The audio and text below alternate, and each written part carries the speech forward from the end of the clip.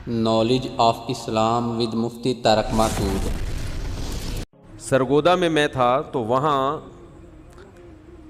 ایک تنظیم ہے جو مقدس اوراق کو جمع کر کے ان کو ٹھکانے لگاتی ہے تاکہ ان اوراق کی بے ادبی نہ ہو۔ تو وہ مجھے لے گئے، مولانا سیف الرحمان صاحب کا شاید نام سنا ہو، مشہور آدمی ہے، اللہ تعالیٰ ان کی عمر میں برکت دے، خرچ کرتے ہیں۔ تو جب وہ جو بالکل ریپیئرنگ کے یعنی جو اس کے دوبارہ جلد کے قابل نہیں ہوتے تو وہ بھر جاتا ہے کنواں، تو مجھے کہہ رہے تھے ہمارے لیے اس کو ٹھکانے لگانا بہت مشکل ہے۔ تو میں نے کہا بھائی یہ تو تقریباً تمام فقہا لکھتے ہیں کہ مقدس اوراق کو جلا دیا جائے جمع کر کے، تو وہ راکھ بن جائے گا، جب اس کی وہ آیتیں مٹ جائیں گی تو اب اس کا وہ احترام نہیں رہے گا، اس راکھ کو آپ کہیں بھی پھینک دیں یا دفن کر دیں۔ تو وہ کہنے لگے بھائی یہ باتیں نہ کر۔ کہہ رہے ہوا یہ تھا کہ ایک مرتبہ یہاں خود سے آگ لگ گئی تھی مقدس اوراق میں، خود سے، کسی نے لگائی نہیں تھی۔ 2-4 محلے والوں نے دیکھ لیا، ہمارا ایک ساتھی وہاں کھڑا ہوا ہے آگ بجھانے کے لیے، فوراً FIR کٹوا دی کہ یہ مقدس اوراق کو آگ لگا کر قرآن مجید کی توہین کر رہے ہیں، اور وہ بیچارہ چلا گیا جیل کی سلاخوں کے پیچھے۔ یعنی جن لوگوں کا صبح و شام کام مقدس اوراق کی حفاظت ہے، ان کو توہین قرآن میں، بولو بھائی، جیل کے اندر۔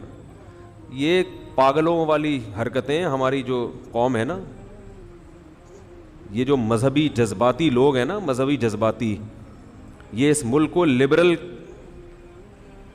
لبرل ریاست بنانے کی طرف لے کر جا رہے ہیں۔ یہ وہ کام کر رہے ہیں کہ حکمرانوں کے دلوں میں، یعنی جو لبرل حکمران ہیں نا، جو سیکولر حکمران ہیں، ان کو بہترین موقع دے رہے ہیں کہ اس ملک سے مولویت کو اور مذہب کو ختم کر دو، ان کے ساتھ یہ ہم سروائیو نہیں کر سکتے۔ اور یہ ماضی میں ہوتا رہا ہے کہ جب بھی اس قسم کی تشدد والی چیزیں معاشرے میں آئی ہیں مذہب کے نام پر، تو نقصان کس کو ہوا ہے؟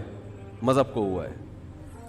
تو جو سیکولر قوتیں ہیں نا، وہ پھر موقع تلاش کرتی ہیں، بولتے ہیں ہم تو پہلے ہی کہتے ہیں ملک سے کیا کرو، مولویوں کو، یہ مذہبی طبقے کو، جذباتی طبقے کو ختم کرو۔ تو توہین کی بھی کوئی ڈیفینیشن ہے، یہ نہیں کہ جو اٹھاؤ فتویٰ لگا دیا۔ ایسا بھی ہوا ہے کسی نے پوسٹر پھاڑ دیا، اس کی نیت نبی صلی اللہ علیہ وسلم کے نام کی توہین کی نہیں ہے، پوسٹر پھاڑ دیا اس پہ، حالانکہ اس کو نہیں پتا کہ میں کوئی، اس کی ذرا سے بھی دور کا ارادہ ہی نہیں ہے۔ وہ چونکہ اس کے گھر کی دیوار کے باہر پوسٹر لگایا تو اس نے نیا رنگ کروایا تھا، اس کو غصہ آیا کہ یہ میری گھر کے دیوار کے باہر پوسٹر کیوں لگایا، اس بیچارے نے پڑھا بھی نہیں کہ نبی کا نام ہے، وہ پھاڑ دیا۔ کسی نے دشمنی نکالنے کے لیے توہین رسالت کے کیس میں اندر کروا دیا کہ اس نے نبی کا نام پھاڑا اور نیچے گرایا، ایسے بھی ہوئے ہیں۔ تو توہین رسالت تو یقیناً جرم ہے اور اس کی سزا بھی ہونی چاہیے، لیکن اس قسم کے جو جذباتی لوگ ہیں ان کو بھی کھڈے لین حکومت کو چاہیے کہ وہ پہلے سے، بولو بھائی، لگائے۔ اور حکومت تو کیا کرے گی، ہماری ذمہ داری بنتی ہے کہ ہم مذہب کا غلط استعمال نہ کریں، ایک ایسے ہم جذباتی کام نہ کریں جس کی وجہ سے جو سیکولر قوتیں ہیں ان کو یہ موقع مل جائے کہ بھائی دیکھو یہ پنپنے والے لوگ، یعنی ہم یہاں پر پنپ ہی نہیں سکتے، اور یہ تو کوئی بھی کل اٹھے گا اور کوئی بھی مذہب کے نام پہ کچھ بھی کر دے گا۔ تو بہت سارے بے گناہ لوگ ہیں جو جیل کی سلاخوں میں بند ہیں۔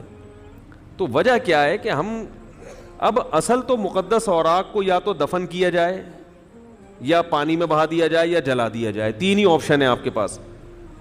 جلانا کو توہین قرار دے دیا کہ یہ مقدس اوراق جلائے، تو دوسرا پھر کیا رہ جاتا ہے، پانی میں ڈال دو، تو پانی میں کیا توہین نہیں ہوگی؟ جب پانی میں ڈالیں گے تو وہ بہتے ہوئے جائیں گے، تو اس میں بھی توہین کا خطرہ ہے۔ اور زمین میں دفن کرنا تو بذات خود توہین کہلاتا ہے کہ آپ قرآن کو کیا کر رہے ہیں، زمین میں ڈال رہے ہیں۔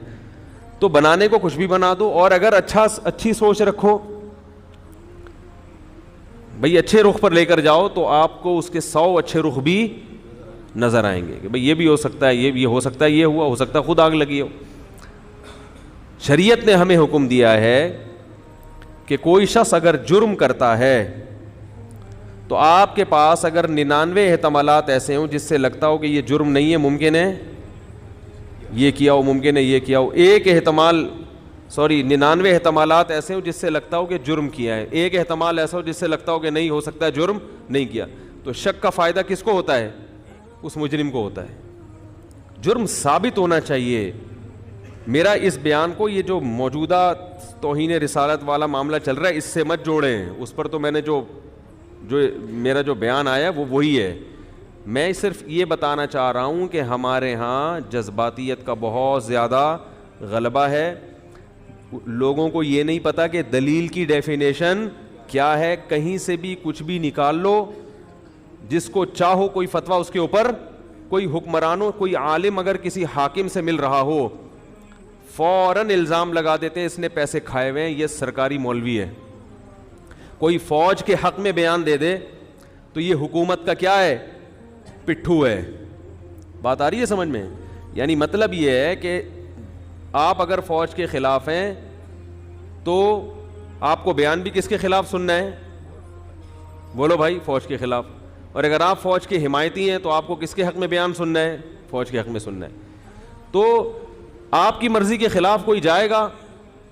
وہ ایک بڑی زبردست بات حضرت مولانا اسلم شیخ عبوری صاحب شہید رحمہ اللہ تعالیٰ فرمایا کرتے تھے کہ ملامتی فرقہ, انہوں نے علماء کا نام رکھا ہوا تھا کیا یہ ملامتی فرقہ. فرمایا اس پہ انگلیاں بہرحال اٹھیں گی کچھ بھی ہو. فرمایا اگر یہ حکومت کے حق میں بیان دے دیں تو ان کو حکومتی چمچہ کہا جاتا ہے. کیا کہا جائے گا؟ حکومتی چمچہ.